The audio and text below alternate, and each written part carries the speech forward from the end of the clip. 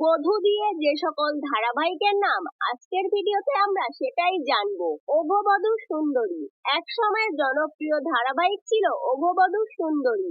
এই ধারাবাহিকে প্রধান ভূমিকায় অভিনয় করেন রীতাভরি চক্রবর্তী এবং রাজদীপ গুহ।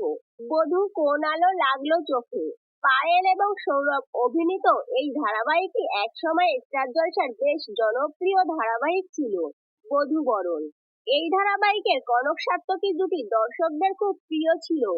কনক চরিত্রে আমরা প্রমিতা চক্রবর্তীকে অভিনয় করতে দেখি এবং সাত্তকী চরিত্রে ছিলেন জনপ্রিয় অভিনেতা গৌরব চ্যাটার্জি।